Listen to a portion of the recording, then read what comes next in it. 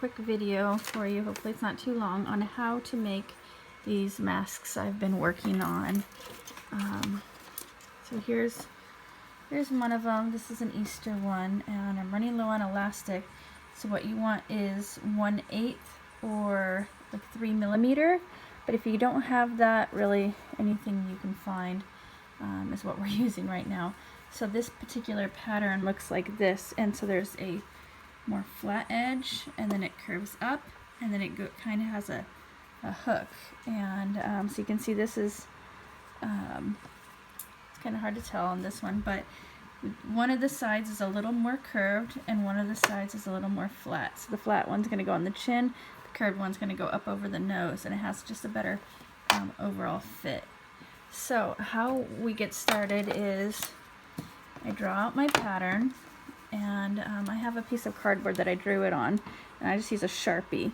And so this is the straight edge, this is the curved edge, and it does have a little bit of a curve to it. So I draw it out, and what I do is I fold my fabric in 4, so that way, and with the right side facing in, so that way when I cut it, I have all 4 pieces ready to go. So after I've cut my pieces, then I start stitching 2 at a time. So this is 1/2 of those 4 pieces, and I just stitch right along the edge here, and make sure you back stitch whenever you start stitching. So after I've stitched that, then I'll use my pinking scissors and cut around the edge, or you can make little notches. This doesn't have to be done, but it helps with the roundness to keep that shape a little better. But because it's in the front and it's going to be 2 layered, it's not too bad if you don't do it. But in order for this to not pucker, that's why you want to cut this out a little bit. But don't go too far where you actually cut into your thread. So once I've done that, then I take, now I have 2 of these, right? So I take them and open them up, and with the correct curvature facing each other, I'm doing this with one hand, sorry guys. You're gonna line it up just like this, and then you're gonna stitch on each side, here and here. And you're not going to stitch all the way to the edge. This is the trick that's kind of confusing in the pictures. So what I do is, when I put it in my machine, I have these 2 lined up. Pretend you're doing it with one hand, so pretend these are lined up. And I put it right to the back of my presser foot, so that way when I put my needle down, it gives me about 3/4 of an inch away from the edge here. So this needs to stay open, because this is how we're going to create the chamber for the elastic to go in. So you're going to stop about here. So I have that done in this one. I thought I had another one. Yeah, I guess this one. So you can see I left this edge here and I left this edge here, and I did the same on the other side. So once I've sewn all the way both sides, and you want to go really slow on this middle section, because now you have really thick pieces here. This particular one I serged the edges, that's okay too. So leave these pieces, and then when you're done with that, you're going to fold the edge in and stitch just a little bit. Fold this edge in, stitch a little bit. Don't go too far in, because you want this to still be open right here just a little. So over here on this side, I'm leaving a gap, because that's how I'm going to flip it around and turn it right side out.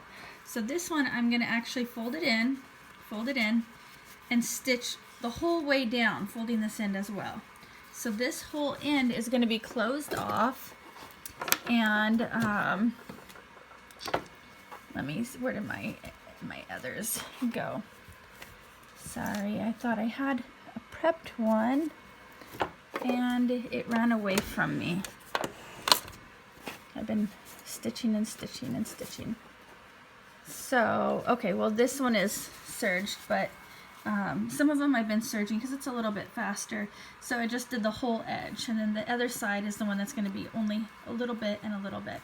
So once you've done both of these, you have the end closed, you're going to pull it right side out.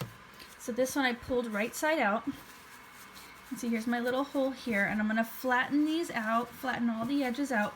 I'm going to pull this edge, see where this little hole is? That's perfect because I need to be able to get the elastic through here.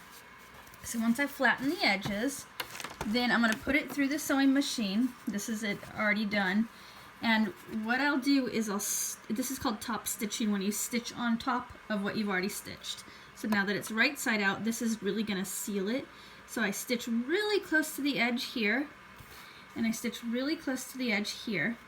And then starting in about less than a finger space, about a ½ inch, I'm going to stitch straight down, and what I'm doing is making a square all the way to here, up and around. Go really slow around this edge again. The middle part is where it's really thick, so you may even have to kind of guide slowly and lift the material slowly to get over that edge. So come back and come back here and close that off. So now I have this little hole here, and this is where I can get my elastic. I have just very little of this left, and I've been using just whatever I can find. This works too. Just whatever you can find that works for you. So then this gets threaded all the way through, and then you can tie it in a knot, and after you've tied it, you can actually kind of tug a little bit for it to fit right into the middle, so that knot stays in there. And then if you ever need to adjust it, or the elastic messes up or something, then you can pull it out and put a new elastic in, rather than stitch it into the elastic where you can no longer change it. I like to pull it in and leave it there so it can be adjusted. And so then when you're done, you have a beautiful mask that you can wear and wash, and it's reversible. And before you wear it though, or anytime you go out, make sure you put a little bit of hand sanitizer on it, and then let it air a little bit before you put it on your face, because you don't want to breathe in that hand sanitizer. And that's it. Hope you guys like this.